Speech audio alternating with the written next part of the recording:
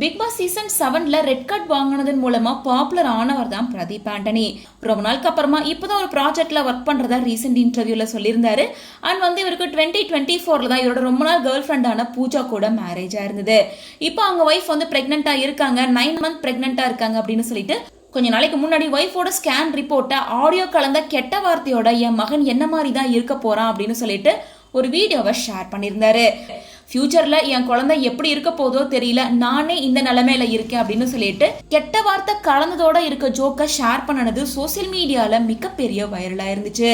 அது மட்டும் இல்லாம இப்போ தன்னோட குடும்பத்துல பிரச்சனையா இருக்கு அப்படின்னும், இந்த வீடியோ போஸ்ட் பண்ணதுக்கு பின்னாடி என்ன இருக்கு அப்படின்னு பல விஷயங்களை வெளிப்படையா பேசியிருக்காரு. எனக்கும் என் பொண்டாட்டிக்கும் சின்னதா சண்டை போயிட்டு இருக்கு. சில நேரத்துல நான் யோசிக்கிற விதம் கரெக்டா சூழ்நிலைக்கு ஏத்த மாதிரி மாத்தி பேசிக்கணுமா அல்லது எகுத்து நிக்கணுமான்னு எனக்கே தெரியல.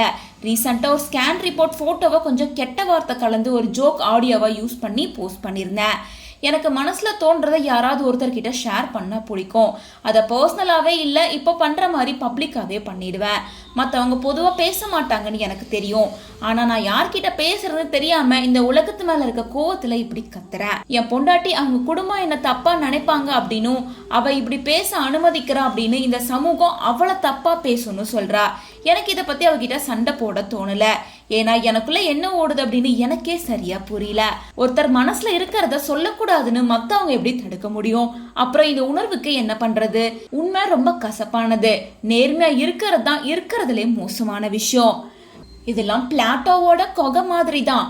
கர்ப்பமா இருக்க பொண்டாட்டிய டைவர்ஸ் பண்ற நிலைமைக்கு வந்தா தயவு செஞ்சு என்ன தப்பா நினைக்காதீங்க அப்படின்னு சொல்லிட்டு இந்த விஷயத்தையுமே பிரதீப் ஆண்டனி ரொம்ப ஃபன்னா தான் ஷேர் பண்ணியிருக்காரு.